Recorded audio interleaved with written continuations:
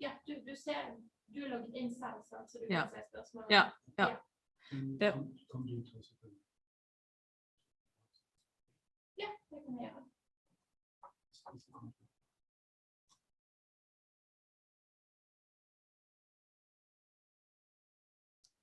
Nei,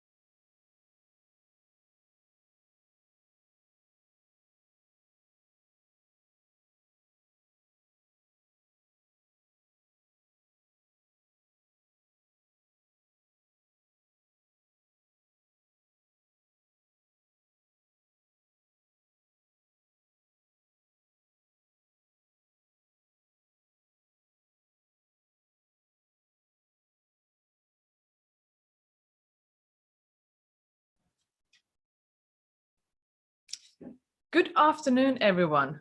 Welcome to this keynote session of this afternoon. I hope you are all hearing me well.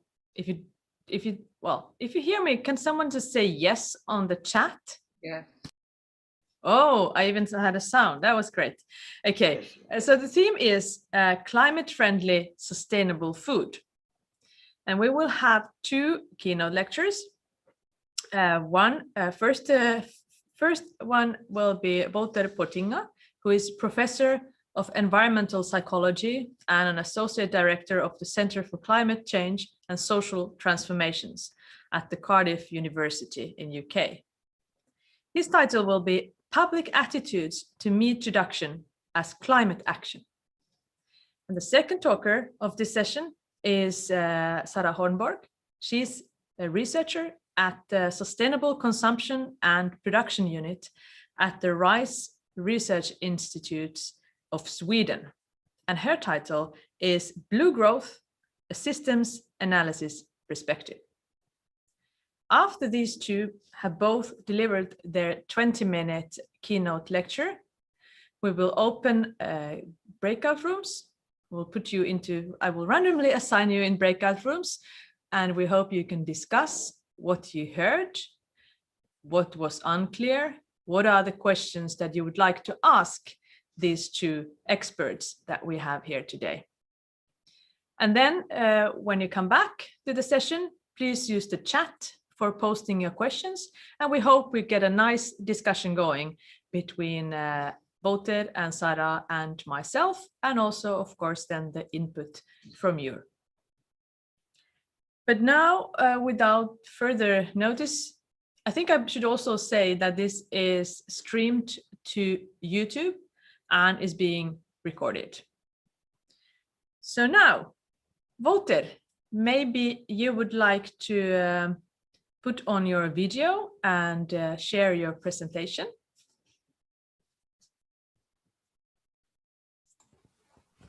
I'm trying to start my video, but it has been disabled. So if the host could change that, then I will turn on my video as well.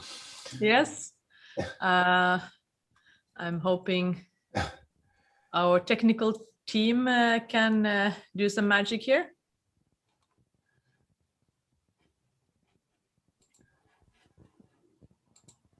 Let's see. And I believe my camera is now on as well, and I assume you can also see my screen.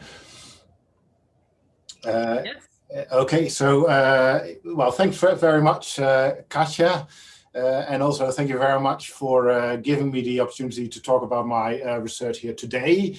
So what I'd like to do in this presentation is to talk to you about public attitudes to meat reduction as climate action, and it is partly based on research we're doing as part of the Centre for Climate Change and Social Transformations. But I also will draw from some other research that has been conducted in the area, just to give you an idea what people think and feel about changing their diets for environmental reasons, but also to see whether it's possible to change people their diets.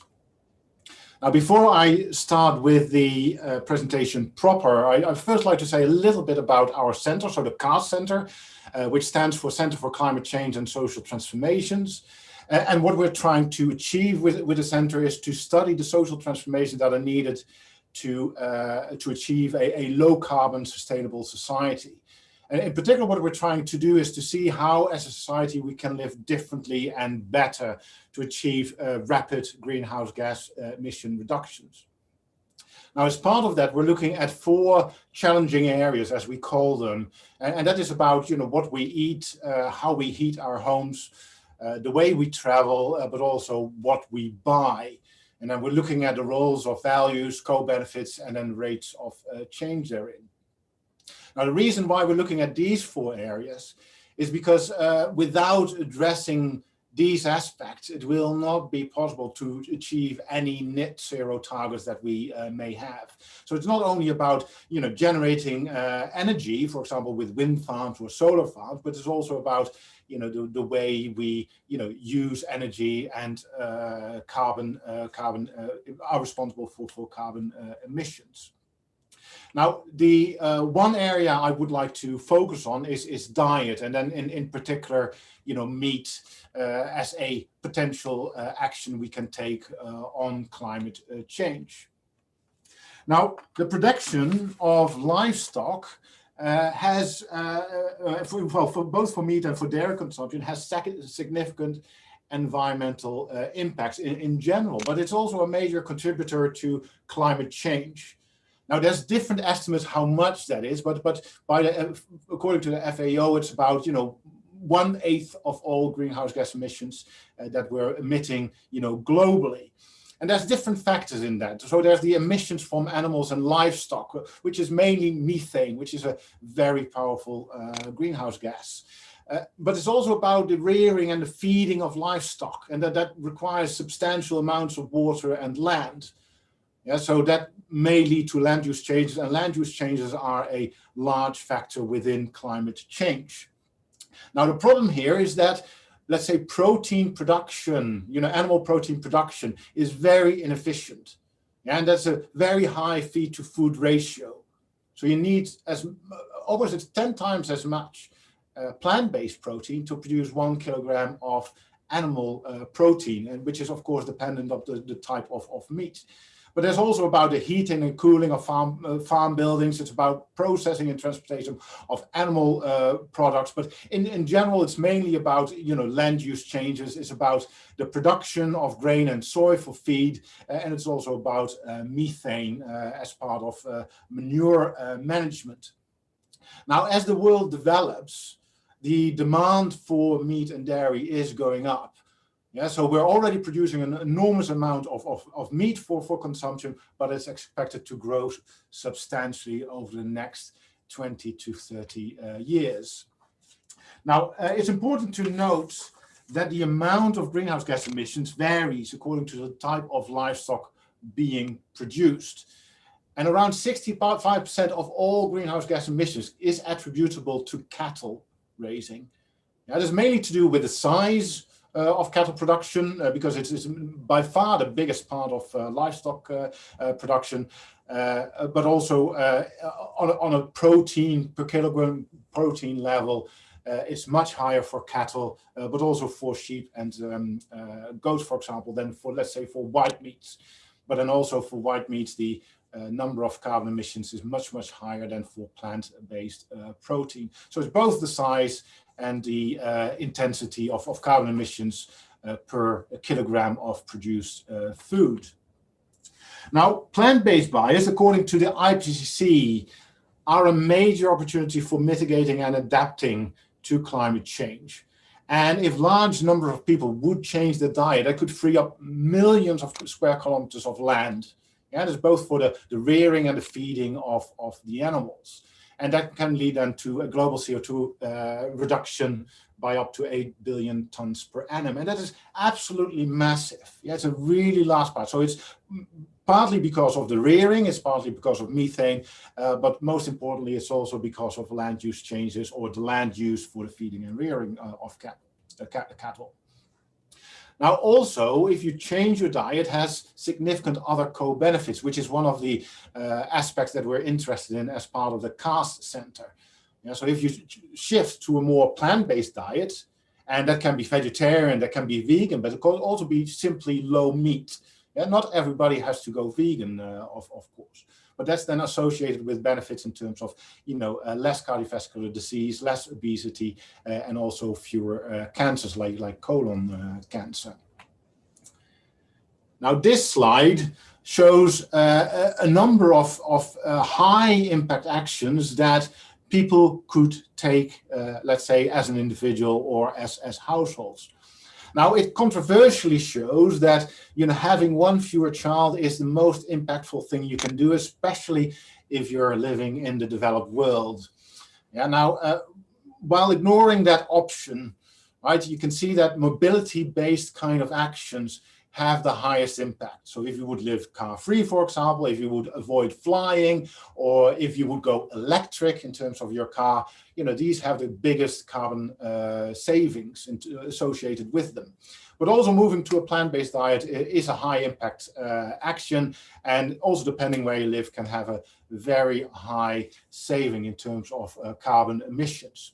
Now on the right hand side you can see that it differs according what type of diet it is. So vegan diet is of course the highest impact, but also a more sustainable diet or vegetarian diet is way up the list of most impactful actions you could take. And then in terms of the benefits, they are shown here. These are based on the avoided costs, so the social cost of carbon and the healthcare costs associated with the diseases associated with meat consumption. And as you can see, they're really large numbers. But it's not only about the avoided cost, it's also about the quality of life. Yeah? So you live longer and in better health, and that's reflected in the numbers on the right-hand side. Now, this is environmental economics. I'm not familiar with that, but just to show you the kind of benefits that are associated with these kind of actions. Now, for a long time, diet has been the forgotten sector for climate mitigation. Yeah, so dietary changes, they haven't been part of climate change mitigation strategies for a long time, although that seems to be changing in the last few years. So for example, the IPCC, they have drawn attention to the need to cut down on meat consumption as part of a report on land use changes, because that is one of the largest factors in terms of diet. And you can also see why that is. Why it's been forgotten. And environmental groups, they have been very reluctant to venture into this area because it has very low political appeal. A lot of people there are attached to eating meat, and for that reason, they're quite unpopular. But also for a long time, there has been a lack of media attention and also public awareness, although again, that is changing over the last few years. Now, many people do not see the link between the two, and therefore do not consider it as an environmental action. And for that reason, there's quite a bit of resistance to the idea. Although the question here, of course, is, have perception changed with increasing concern about climate change, but also with increasing attention to the role of meat and diet in climate change. Now, as part of research we've conducted at the CARS Center, we've looked at, let's say, the perceived necessity of lifestyle changes. This is more about the awareness of, let's say, having to take action in the different areas. So these are the challenging areas I was talking about before. And you can see that there's a high level of awareness that we need to do something about the amount of energy we use in terms of heating and cooling our buildings. Also, in terms of air travel, awareness is quite high that things need to change. That's 43% say that we should definitely do this. And the same with material consumption. Now, at the bottom, you can see that the numbers are much lower for meat consumption. Yeah, so there's 24% instead of 50%. Now, for two items, we asked the same question in 2019 and 2020. So that's why we can make direct comparisons. And you can see that the awareness of having to make changes in terms of flying has increased substantially. Yeah, in just 1 year. Yeah, so it's gone up from 28% to 43%, which I showed you before. There's also an increase for diet, for meat, but it's much smaller, and you could say that's within the margins of error. Yeah, what I take home from this is that, let's say, awareness that we need to do something about our mobility, about flying, seems to be getting through, but then more work needs to be done in terms of diet. Now, we also asked our participants what they thought were the most impactful actions they could take, and they could choose from 8 that were listed here.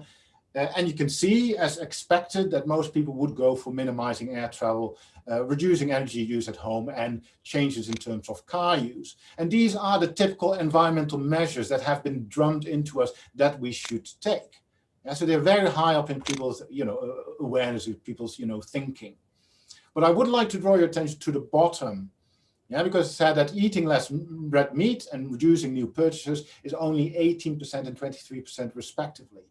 And this is where you have indirect carbon emissions, so embedded carbon emissions, and they're far more difficult to understand. The impacts are similar. They're just as high as the other ones shown here, but they're chosen far less often. And also by Ipsos Mori, they looked at the actions proposed by Wines and Nichols. And you can see that if you ask people, well, what do you think is the most impactful? Many people will say recycling, because recycling is good for the environment. Climate is the environment, so therefore recycling needs to be good for the climate, for climate change. But then eating a plant-based diet is way down the bottom again. Yeah, so people do not really make the link in terms of carbon emissions. Now, the good news is that quite a substantial number of people are willing to consider changes. You know, in principle, they're not against it. So that doesn't mean that they will make the changes, but about 2 out of 5 say that they're perhaps willing. Yeah, so a third say that they don't, and it's mainly men who are less willing to make those changes. There are different explanations for that, but you can see that there is some kind of a market that we could tap into. But then the question, of course, is how do you do that? How do you reduce meat consumption, between brackets for environmental purposes, because you could also do it for other purposes, of course, and then you would have co-benefits for the environment as well. Now here, it is important to make a distinction between downstream and upstream interventions. And when you have downstream interventions, it's about trying to influence people, their choices. Yeah, and that is usually done through information. And the hope is if you provide information about the impact, that people will change their behavior. Yeah, there's also other ways of doing it, but that is the typical downstream intervention. Now, upstream interventions, they're much more about changing the trade-offs of different choices and decisions. Yeah, so what you try to do is to influence the context so you can support action, so you enable the positive action that you would want to promote. You can do that through economic measures, educations where it is about changing cultural norms. So cultural norms, they're also, let's say, the context, but you can also make it impossible to behave in a certain way, for example. But infrastructure is essential here. Yeah, so if you want to people choose the bicycle instead of the car, you have to make sure that it is safe to cycle. Otherwise, a lot of people will not change their behavior. Now, just a few examples here.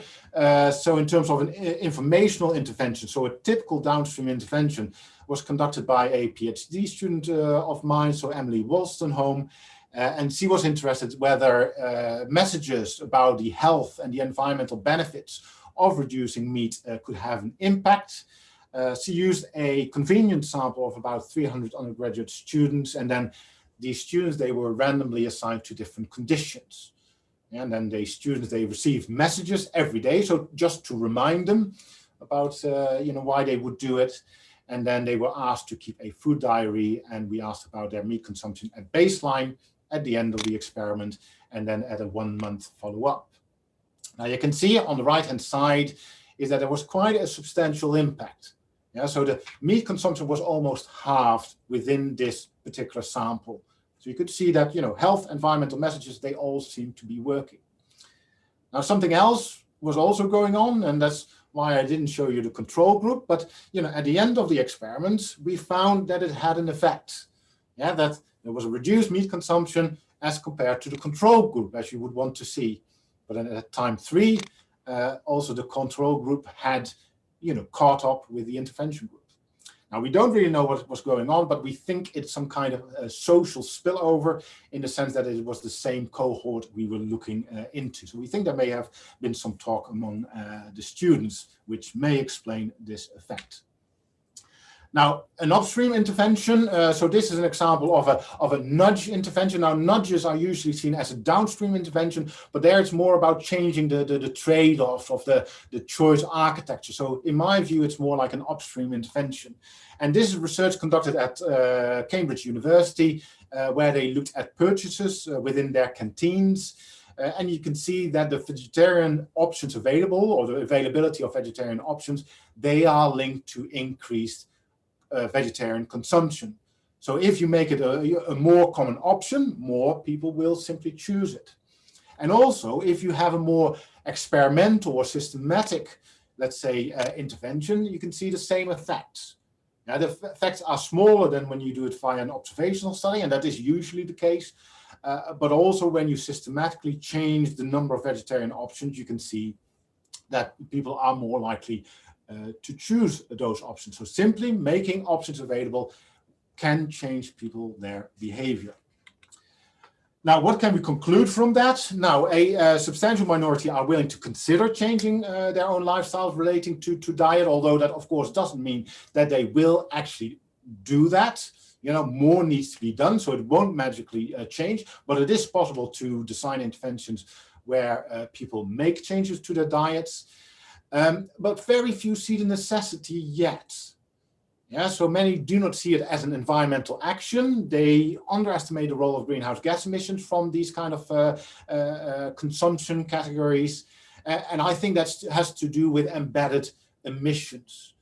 Yeah, so for example, land use aspects, they may be very difficult to comprehend, you know, in terms of what it will do for climate change. And that's the complexity of the system, right? And I think we'll hear more about it later on by Sarah. There's also various other barriers, yeah, to those changes, and they can be, you know, lifestyle, they can be identity, they can be habits, they can be cultural norms. There's a lots of them which I haven't mentioned here, but that's something that you have to consider as well. And the last thing that I'd like to say before stopping this presentation, interventions, they can also lead to reactance, as shown by a colleague of mine. So she tried to do a similar kind of experiment, and the organization, they organized a petition against vegetarian options. So if you do it too blatantly, if you do it without consulting, let's say, the people you're affecting, then that can lead to reactance and less change. So that is something to keep in mind as well. And that's it for me today. So Jolch and Wouter, and thank you very much. Thank you, Wouter. That was really, really interesting. And I think this is very thought-provoking for everyone.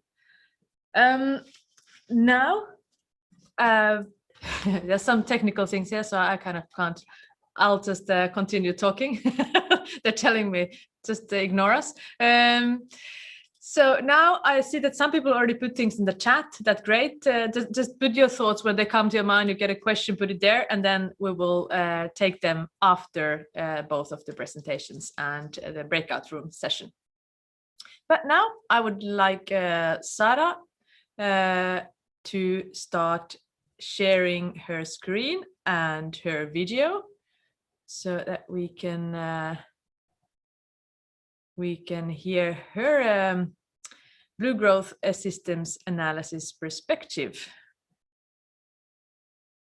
Okay, now we don't hear you, Sarah. At least I don't. Sorry, I forgot to unmute myself. Common problem. But you see my presentation now in presentation mode. Yes, it looks great. Perfect. Please. Thank you very much. And thank you, Katja, for inviting me to this course. And I will talk about blue growth and from a system analysis perspective that we work with. And just a brief mention first that I come from RISE, Research Institutes of Sweden. And we work with all kinds of different innovations and co-create sustainable solutions for sustainable growth of society. But also from seafood, we work a lot with the whole full value chain of seafood, both from product development to understanding environmental impacts and so on and so forth. So that's what we do at RISE as an example. But today, let's see here now. It doesn't want to change. Okay, so just some brief reflections on Wouter's talk here. He talked a lot about that the consumer recommendations are to decrease the meat consumption and that the greenhouse gas emissions of land-based meats are very high and also very complex. If you look at seafood then, most consumers are recommended to actually increase their consumption of seafood, both from planet and health perspectives. And if you look at the greenhouse gas emissions, they are generally lower than land-based meat production, although highly variable. And if you look at capture fisheries, they are much less complex. I'll get back to that. So in these diet shift discussions, we always say, going from red to green protein, where is the blue in these discussions? So today's talk, I will talk a bit about ghosts of past, present, and future seafood, following a Charles Dickens approach. I will summarize key findings of life cycle assessments of seafoods and related methods. And I will also bring some future perspectives related to blue growth and system analysis. And of course, in the future, everything will come from the oceans. It's seen as a facilitator of many challenges that we face. Food provisioning, clean energy, and there's a lot of discussions on carbon, and it holds so many promises. And it's not surprising because even though it's called planet Earth, it's actually should be called planet Ocean, because over 70% of the surface is actually water, and it only provides today about, depends on how you estimate, 4% of the global food production. But to progress the future that we want for seafood, the discussion is often, what should we eat and how should it be produced, and to actually implement these, the desired direction that we want to take. And in this discussion, I would like to take a step back, because I just like that.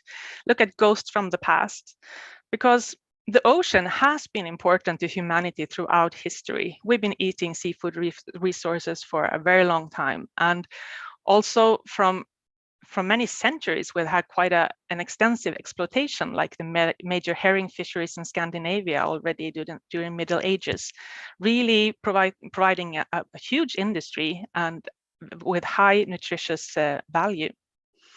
And another example is the Northwest cod fishery, where actually they fished millions of tons for centuries for long, and also supported growth of Europe from that resource. But it's also then important to remember that if you look at capture fisheries, they are very sensitive ecosystems, because they actually produce food from a kind of a natural system that is affected over time, of course, but it's a natural system. And after centuries of substantial use, you can have a sudden intensification that could risk a full collapse. Again, the infamous Northwest Atlantic cod fishery. So in these blue growth agendas, it's very important to learn from the past, because blue growth is nothing novel. It has been, these ideas have been along for a long time.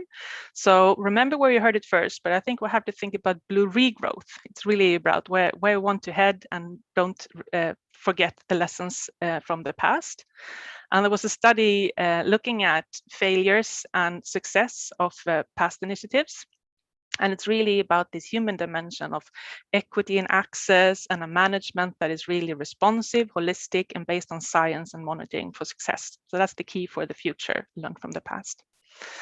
And there's a lot of examples of failures due to short-sightedness in how the things have been prioritized. So that's important to keep in mind. So at present then, the situation for seafoods, it may look like both a half full and half empty glass, depending on where and what you look at. And according to the latest FAO estimates, you would find that according to their definitions, most fisheries are fished within sustainable limits, almost 80% of volume.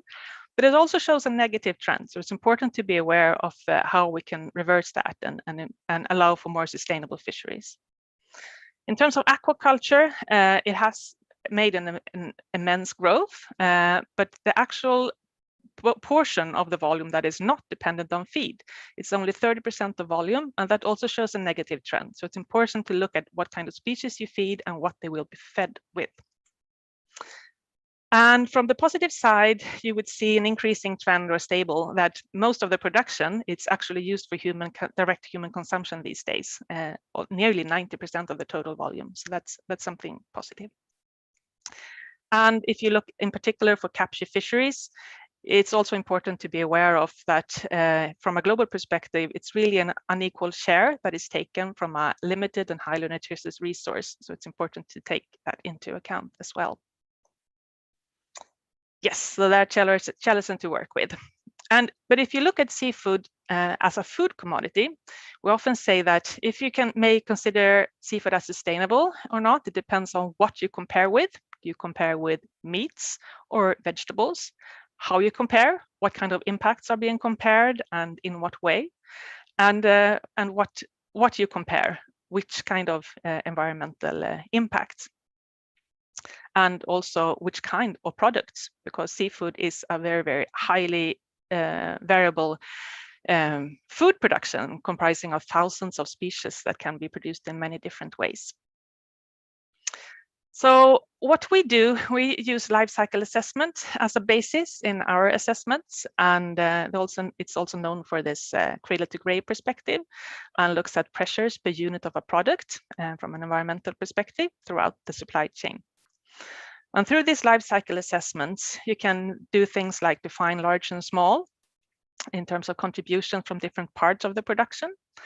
You can, by this, prioritize your actions to, if you quantify potential trade-offs, you can find the magnitudes and try to see if they can be mitigated in any way. And in doing that, you can also get an overview of the system effects of if you make a change to see the potential consequences in a broader perspective. And here I will show you an example of Norwegian seafood, an assessment that colleagues of mine have been involved in. And it shows greenhouse gas emissions in live weight at landing or at the production site. So it's just the production phase, this. And this will show that if you look at small pelagics in fisheries, such as herring, you would see it's a very low, very, very low carbon footprint. If you look at crustaceans, you would find that they are most often higher than fish, and they also have a lower edible yield, would then affect the greenhouse gas emissions per edible, if you look at that. And if you look at a species as cod, the carbon footprint would vary a lot between different gears and stock status, but it would be somewhere there in between. If you look at salmon, Wouter already mentioned this. This part of the carbon footprint comes from deforestation, and there are many different ways of how to calculate this, and it's difficult, but it certainly can add to the footprint of products when you use here it's soy in salmon feed in Norway. And you would also see that feed is often important in these carbon footprints. If you then add the supply chain, you would see that the feed it dominates the total impact from production all the way to wholesaler if you have a farmed product. And if you look at a fish product, you will see that the fishing phase, that is the fuel used during the fishing, dominates. And these gray bars, they add the different supply chains and different transport modes. But the key issue here is not the distance that matters, it's the mode. If you add flight in the supply chain, you considerably drive the emissions. But most often, seafood would actually be transported by ship. So in general, you would say that the primary production, the fishing and farming, would dominate the total footprint. And you would also see, if you look at all the products that was involved in this study, you would see the huge variability here again, from 1.1 to 29 kilos of carbon dioxide equivalents per kilogram of product. And that really shows the range of seafood from, say, from carrots up to meats. So they can really play any role, and also having a high nutritional content. So just to summarize, because these graphs really illustrate a general finding in LCAs, that if you look at capture fisheries, you would find that the fuel use during the fishing phase most often dominates the whole value chain, the whole product footprint, and is highly variable between different fisheries. And this is then influenced by first the target species. If you target a herring or a crustacean or a cod, they have different catchability in the water. And the gears used, it's really how efficient can you actually catch this species with the gear that you use. And also stock status. If there is more fish in the sea, the easier it is to actually catch it and more efficient. If you look at aquaculture, you would also find then that the feed inputs during the farming phase most often dominates again the total input. So that's what's important to keep in mind. And this is influenced, it doesn't matter so much the system, because the different systems rather add to the total footprint. It's rather the species farm in terms of the feed conversion ratio, where fish is generally more efficient than land-based animals, but still it can vary in how efficient they are. And it also depends on the feed composition. What are the different components in the feed formula, and how much is needed to grow 1 kilogram of a certain species? And this, especially for capture fisheries, it has some management implications, and I will get back to that later on. It's also important to think about what are fair comparisons. I already touched upon this. What is being compared? If you compare, so far I've showed you examples of comparing a kilogram, a weight of something, but you can also compare the protein content or the nutritional value instead, and that would also look different. And also how it is compared, what kind of data is used, and what kind of impacts and products are considered. Just to provide you an example here that some colleagues of mine have done. This looks at Swedish seafood consumption.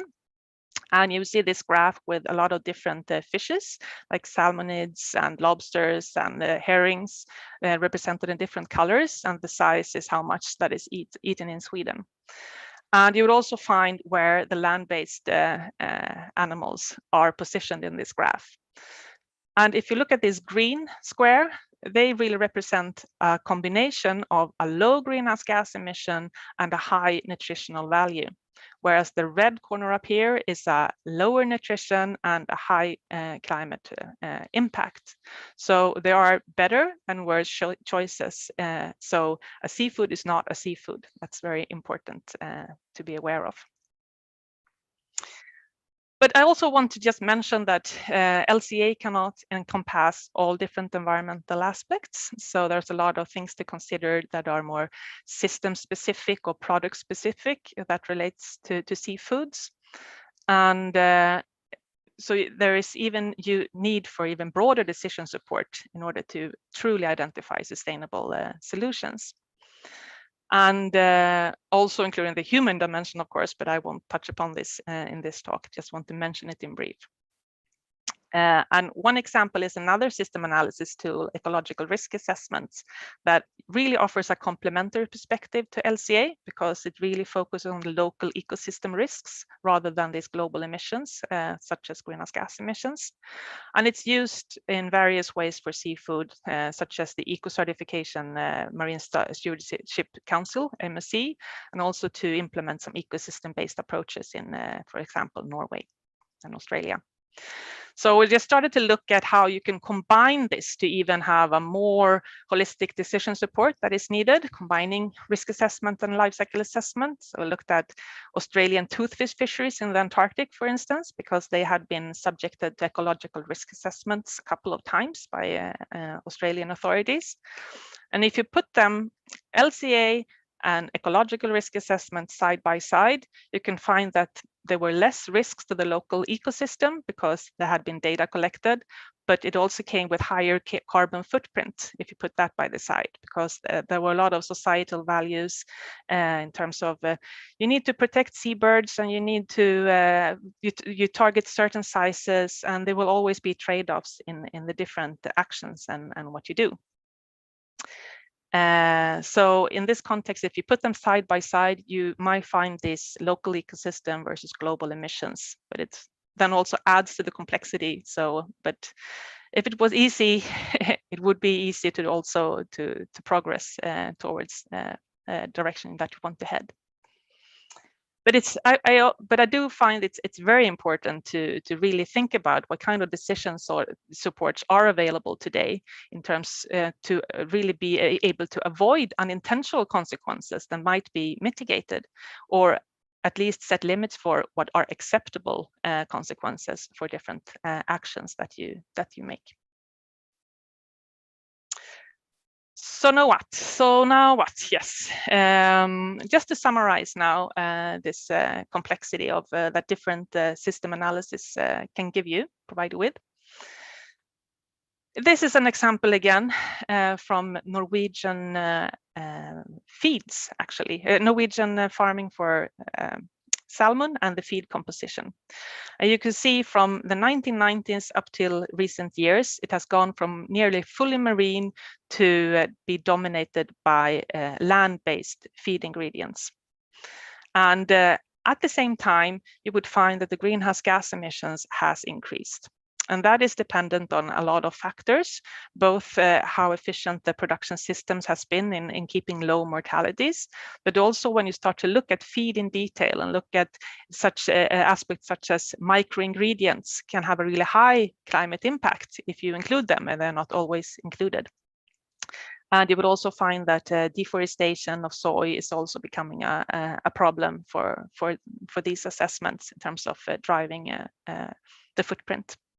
So it's really important here to consider that blue growth, it's not something that can happen in isolation, because all these different sustainable development goals, they are linked, because this growth in aquaculture here is actually becoming increasingly dependent on land-based sources. And we know that land use is limited, and they also will come with trade-offs.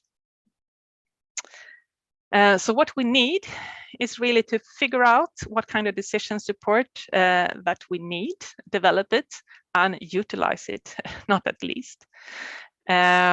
We need to find some kind of comparability across land and ocean, because the systems are getting increasingly connected with this different when aquaculture grows. And also to think about how we can enable nutrition sensitive policies, really to consider the high variability of nutrition between different seafoods, and how to promote and the high variability in carbon footprint, and really provide the best option, promote the best options, and try to improve or decrease the options that are less optimized. And also to not to forget to learn from the past, to avoid unintentional consequences of any changes that you do in the system to promote growth, and really consider these different human dimensions of institutional, social, and economic aspects of marine resource use. And the second part is really we really need to find what are the resilient food systems. And they really, a functional value chain starts with management, because you really need to have a sustainable produced resource or raw material to actually even to be able to choose as a consumer or industry. And in fisheries, it's really about promoting gears and set abundance targets that are able to minimize environmental pressures while maximizing societal value. And I'd argue that management agencies are not really there today, so there is work to be done. And this is of increasing emergency in order to safeguard food security. I was involved in a study that looked at food production shocks globally, and shocks are defined as sudden production losses, and they are increasing globally. And aquaculture production is extra sensitive due to disease outbreaks, and capture fisheries are mainly subjected to mismanagement, as you see. So it's really important to safeguard that we actually have sustainable raw material to work with. And of course, minimize food losses. The more we can produce, the less inputs has been required for the same output. And finally, it's about both improving production and diversifying consumption. If you look at Sweden today, this is what we eat: farmed salmon and some white fish, in particular cod and shrimp. And they offer, all of them offers improvement potentials, but are very narrow in terms of compared to what's actually being produced and could be produced.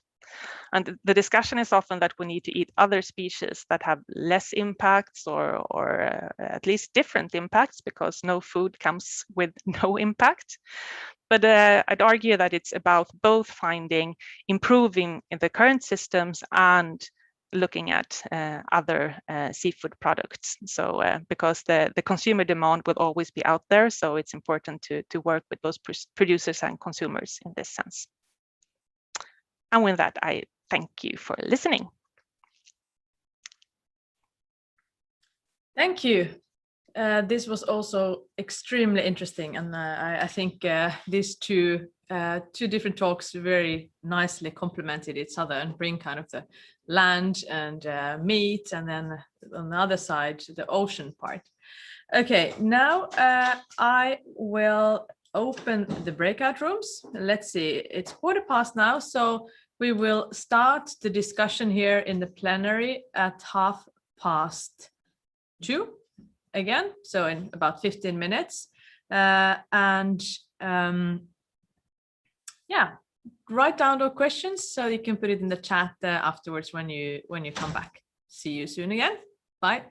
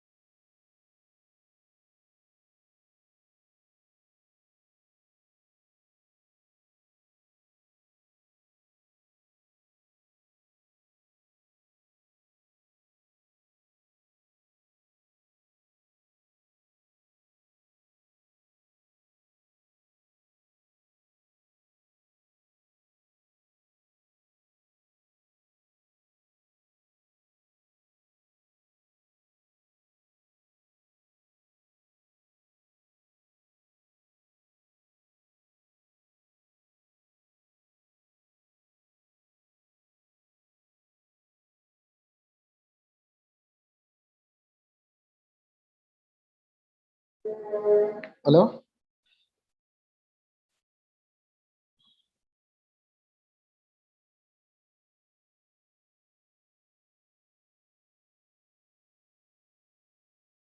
My phone dropped. Hello? Hello? Hello? Hello, do you hear me? Yes, I can hear you now. My phone dropped. You were taking me to room 6, I guess. Or room Okay, 8. I'll put you somewhere. All right. Let me see there. All right.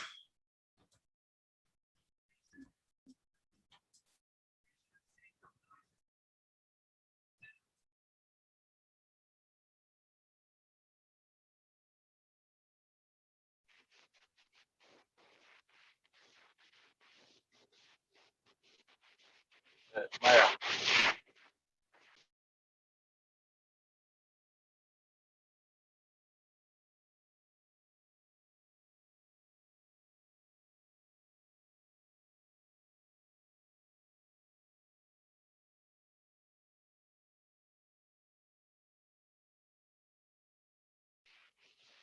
Hello.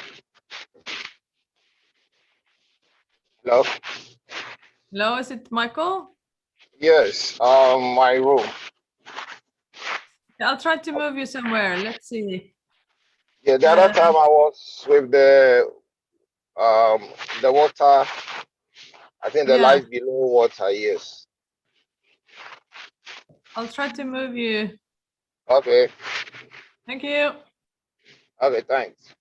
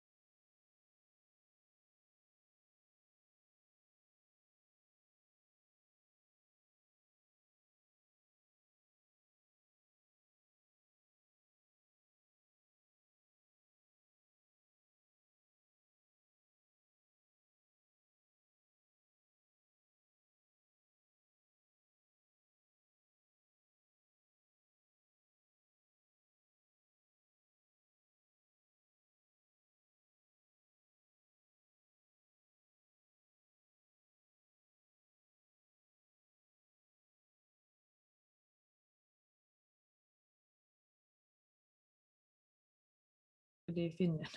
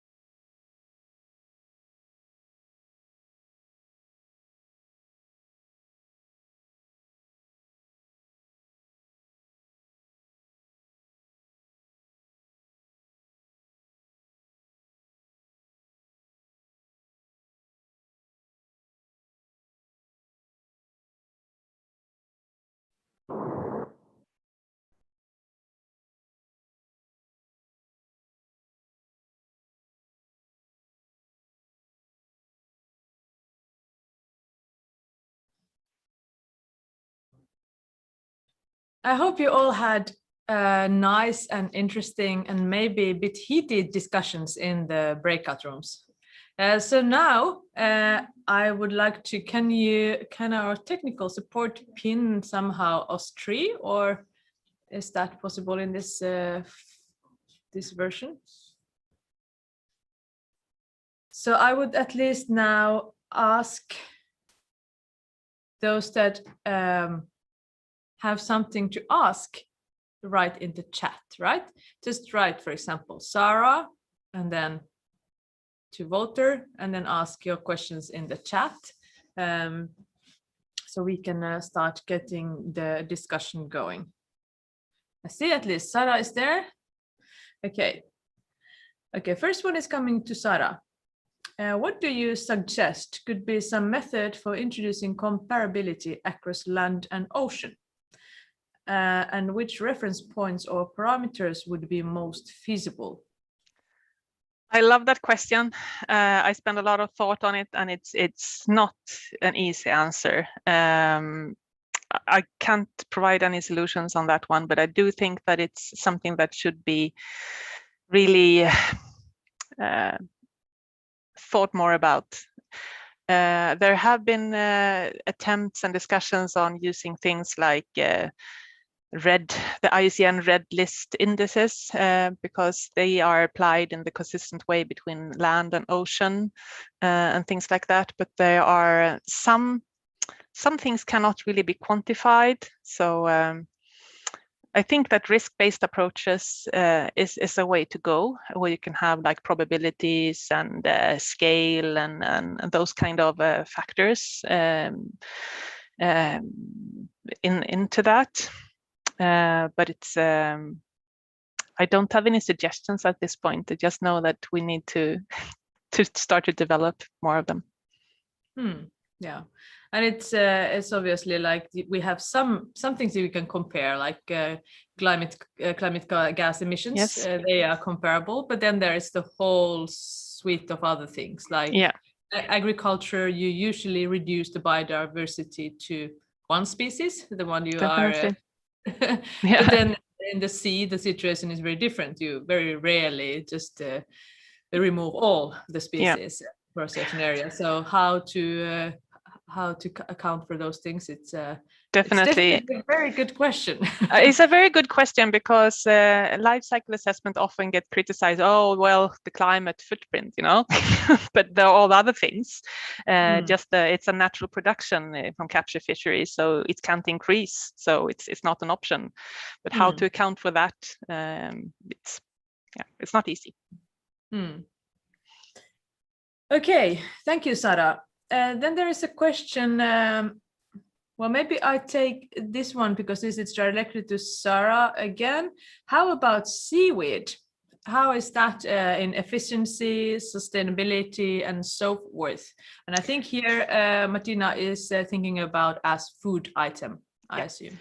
Personally, I have not done any research on seafood, but I have colleagues that are looking into that actually this year. And from what I know, I think that they're quite low in carbon footprint most often, because they don't require feed if you farm them, for instance.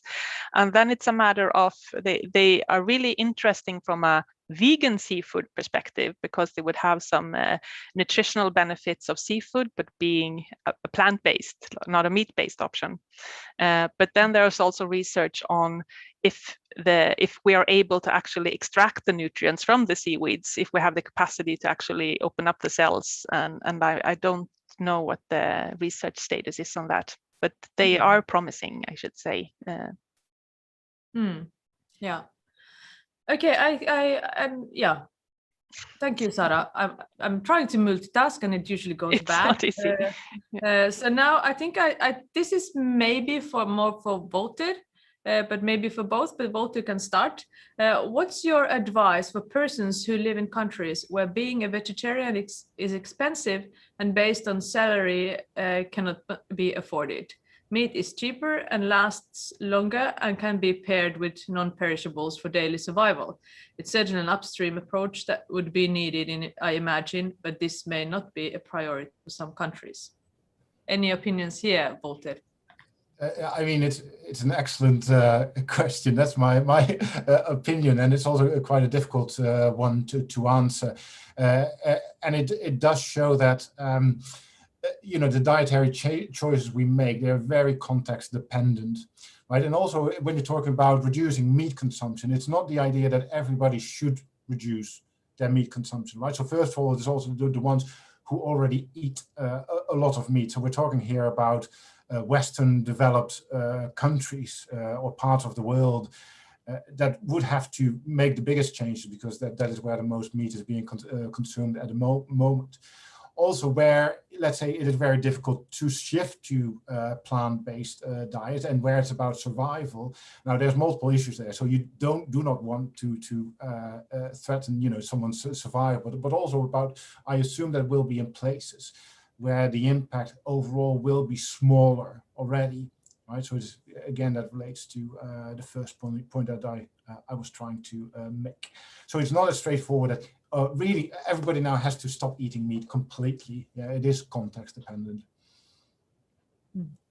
And this is also a theme that has been quite a lot debated by the recent, caused by the recent Seaspiracy documentary, where the message was basically that everyone should become vegans, and obviously not everyone can become vegans overnight, and maybe it will take a long time. And then there's also a question, should everyone? But that's another discussion. But we have to keep in mind that there are different opportunities in different countries. Okay, there are a lot of good questions, so I'm trying to pick some here and there. I think this is a bit interesting. I'm not sure if this is within your research agenda, Wouter, but in one group, they have been talking in the breakout room about the relationship between meat consumption and religion, and how meat consumption is not so much an issue in a country like India, where, well, you're not in general, based on religion, allowed to eat in meat, and how it can manage to balance the global issue such as meat consumption, which isn't necessarily the case in some places. So and that's also a discussion we had in our breakout group, actually. And so one of the greatest barriers to change is our social. Right, so meat is how we socialize. We eat with our family, we eat with our friends, and if it's part of that, let's say that the culture or the social norms, it's very difficult to change. And even if you would want to as an individual. So as I mentioned before, so one of my PhD students did research in this area, and also as part of her PhD, she conducted interviews. And many of the participants said, look, I'm vegetarian for 20 years, but when I go back to my parents, they still feed me a steak, right? So, and it's very difficult to say no then, because, they're your family, they're your friends, and you don't want to upset other people. So these are very important aspects. So it's not as simple as individuals just saying that, oh, I changed and then everything is hunky-dory. No, it is social, and that needs to be taken into account. Like as an example, in the Norwegian children's birthday, it's always sausage, it's always hot dog. That's what you are supposed to eat on children's birthday. So it's like you're very early on put into this system. Okay, we're trying to develop, sausages based on mussels and all other, because sausages are so, easy. It's a convenient format, but it's always based on meat. So you have the soy sausages that are really taking the world by surprise. But they don't even taste good. So yeah, I don't know with the kids. I mean, they use half a liter ketchup with every sausage, so maybe they don't even taste whether it's made of mussels. Okay, there was a question I was thinking of asking from Sarah. So when you're engaging with seafood companies in regards to blue growth and applying system approach thinking, what kind of challenges have you faced? Well, challenges, I'd say that from many seafood businesses are really happy to do carbon footprints, because the land-based sector has really high carbon footprints. So most often they look good if you look at pelagic fish and so on. But of course, sometimes it could be problematic if you really want to do a carbon footprint of feed, and there is a lot of secrecy around recipes and sourcing, and but most often I think they are quite cooperative, the ones that my colleagues and I have been engaged with. And most often it has been really simple questions like we want a carbon footprint of this product that we believe in very much, and of course we can estimate that, but my question is always how we could what we can add on, and that's the point where we need more tools or more metrics or holistic assessments. But carbon footprints are quite straightforward. Yeah. I have a question to Wouter, which is maybe a bit more general, but also related to the results you were showing. Someone is asking about measuring the meat consumption, because many of these kind of psychological studies that you are also doing are measuring intentions and how much is then sort of, people are very good at making promises. We all promise something every New Year's Eve and then it never happens. Oh, sometimes maybe, but mostly we are better at making promises than keeping them, at least when it comes to food and that kind of things. So what would you say about the measuring? What is the best way of? Well, there's not a best way of measuring things. It's about, of course, the aims of the study, and also as part of the climate center, we're using different methodologies, which includes, quantitative and qualitative work and interventions as well. Now, as part of our national survey, so we're conducting a survey every year and to see whether there's any change in terms of, attitudes and behaviors. Now, we're almost restricted to asking intentions because of methodology.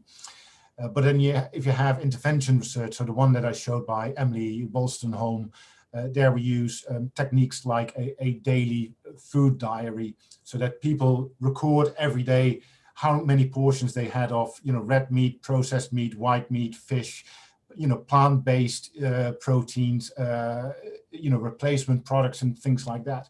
And they are quite reliable because it's you don't rely on general ideas or on recollection. It's just, okay, what did I eat today? And that is something that people then still know. There's still, measurement error in that, of course, but they're far more reliable than, for example, intentions.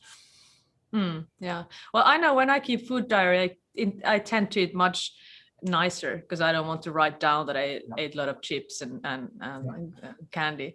But anyway, one thing that has also come up in this discussion is that, okay, when we talk about in general eating climate friendly, eating in a way that is good for our globe and sustainable and all that, is diversifying our diet important? Sarah was mentioning that on her part, like from the ocean we should eat more things than just shrimps and cod and salmon. But what do you say, whoever wants to go first? Sarah? Yes, I definitely think we need to diversify and release pressure of some of the most precious seafoods. We work a lot with product development at RISE because we really need to understand the consumers in that sense of what are their interests, what are their fears. There is this seafood neophobia, like you're afraid of the new, that we're not used to eat algae in Sweden, but in Asia it's a longer tradition. How should algae be promoted and processed and displayed in Sweden? So it's really to know the market and the consumers, and while having this sustainability lens all the time. And that includes economy, because we talked about economy a lot in our breakout group, that seafoods can be quite not as affordable as many like really cheap meat-based options. So how to really allow for equity and this in terms of affordability seafoods. Yeah. Wouter, any comments regarding this? It's quite similar to what Sarah just mentioned. It is, moving away from, let's say, the standard 200 grams of steak, that you get in a restaurant or that you buy in the supermarket with another cheap cut of meat. So it is about, diversifying, but it's already happening. So if you're looking at new products that emerge in the supermarket. So many of them, I forget the numbers, but 1/3 of the new products, they're like meat replacements. Now, there was a question I saw in this thread. There's lots of questions, so I can't see them all about, what role can consumers play? It is about asking for those meat replacements. They're being launched because there is demand for these kind of products. And that also shows the interaction between demand and supply and production and retailers, right? So they're all part of the same coin. Yeah, and it is somewhere you need to break that cycle of, let's say, the demand and supply being all based on producing this other cheap bit of meat. And this is not to demonize, let's say, meat.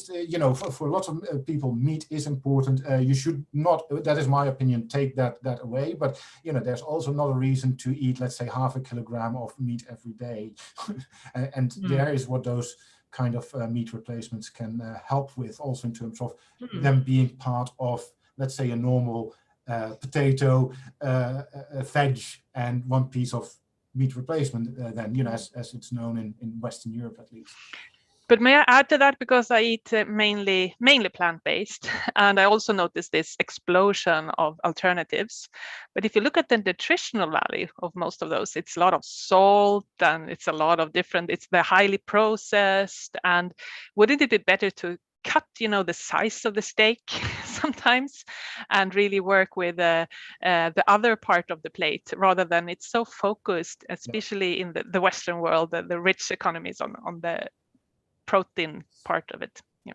And that's a very good point. And it also shows, you need to think from a system perspective, what you already mentioned in your presentation. And also as part of a survey, we looked at people who would be willing to change, what they would do. Yeah, most people said, well, I just eat a little bit of, less meat. Only a few people said meat replacement, but a large proportion said, oh, I'm going to eat more fish. Now, if that's the case, then that will have consequences, what you were talking about. Right, so if you change one thing in one area, that will have consequences for a different area. So it's a very good point. Yeah. We can't really add, so we need to replace. So we can't add pressures on the planet. So if we eat less meat, we could perhaps replace that with fish, but it's and perhaps produce more out of less. I don't know. Depends on the farming system. Yes. So one thing that is also mentioned here, and I've also kind of been following a bit myself, my personal interest, is all this lab-based meat and lab-based fish, I guess, also already an issue. So basically that's the growing your meat and fish on a dish, Petri dish. Any opinions here, Wouter or Sarah? Both look like they are not very eager. I have I don't know enough detail to give a informed opinion about that. That's very professional answer, Wouter. The same applies for me. I just heard of it, but I don't know much about it. Yeah. At least how it is now, they're really, really expensive. Whatever, you can taste this, one. Yeah, but anyway, so we won't go into that direction because we don't have the the needed expertise. One question that very quick someone was asking. I think this is the kind of question people always feel like, well, I just need someone to tell me what to do. Like there was regarding eating fish to Sarah. Should you eat your fish fresh or frozen?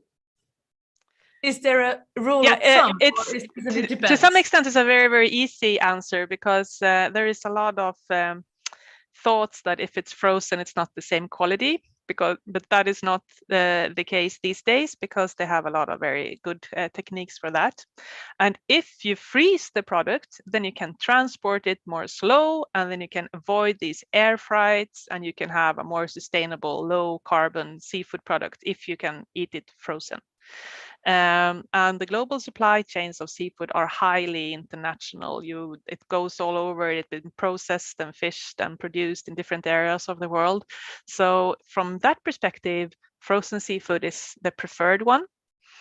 Fresh, I guess, if you can go out and catch, if you have very, very local, then I guess, but not, you cannot eat a fresh salmon in China.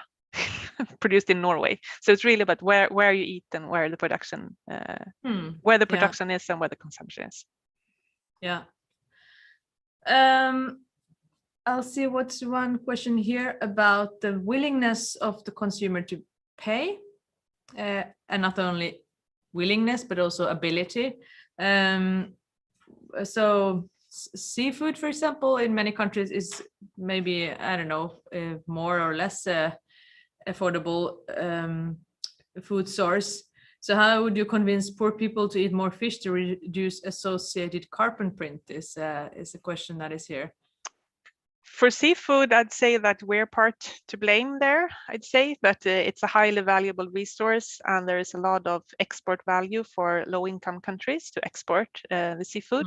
And I guess that drives the prices or the availability for local populations that are really in need of this highly nutritional resource. So I think I mentioned that in the talk, that it's really about a better equity in terms of sharing a common resource and allowing for affordability, because it's really important for nutrition in many areas of the world. So it's not about convincing for carbon footprint perspectives, in my opinion. It's rather than allowing for people that want to eat fish to be able to eat it. Well, I have actually one question myself, and it's mostly to Wouter, because you've been talking about meat consumption and what people think about reducing it as a climate mitigation.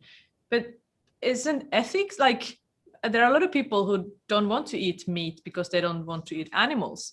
Is that like, I remember that one of your crafts had kind of at least environmental, and then there was sort of, I can't remember exactly. Is that part of your, like, how are people's perception about pain or things like that? Yeah. So first to comment on the last question, if I may. Sure. It's about changing the diet of poor people. I think we have to move away from that. It's not poor people who have to change; it's the affluent who have to change. If you're looking at carbon footprint, it's the ones in the West who emit by far the most, and that is where changes have to happen. And if you're talking about poor people, there's not. Carbon emissions are not that high that you would want to take healthy food away. So we need to get away from that idea. Yeah, but I think if I could just comment, Wouter, here, I guess what Sarah is saying, that if we kind of take the food, then it will become more expensive there, right? So that's also part of it. Yeah. And then there was someone who asked in the chat earlier about this relationship between people in developed and less developed countries, and I think what you are saying here, that we in Western countries with better economies, we have to do something. It's we who have the most highest responsibility and also the greatest possibility of doing something. Okay, but then the other question was about no, I already forgot. Maybe you remember. It's about meat consumption. You don't only do it for environmental reasons. It's also for welfare reasons. And again, if I may refer to the research conducted by Emily Wolstenholme, she did research into that. And actually, you can see there's a journey into vegetarianism and veganism, and so that animal welfare, at least in the UK, is the first. Let's say, reason why people change their diet. So it's not the environment, it's not health, it is animal welfare. But then, they become more familiar with the topic, and they start reading about the topic, and they hear about climate change. And that actually reinforces people's choices to eat less meat. And you can also see there's a step, change that is often happening, that people start to eat less meat, then they go into vegetarianism, and then a smaller group, but still a substantial one, stop eating meat and using meat products completely. So usually environment is not a primary, but it's a secondary reason for people to stop eating meat and stop eating meat. Yeah, and I guess it can also be part of, as you were saying, your parents will always give you a steak, no matter how long you will have not eaten meat.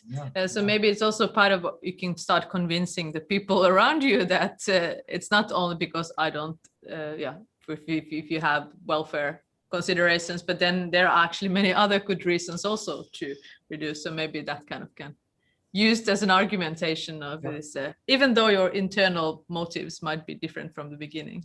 Yeah. So. Okay, let me see.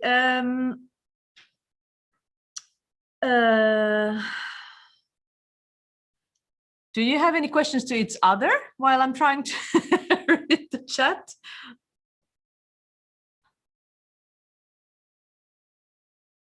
It's quite difficult to keep track of the question. I do have it here on the right hand side, but it's very difficult to see what is being asked.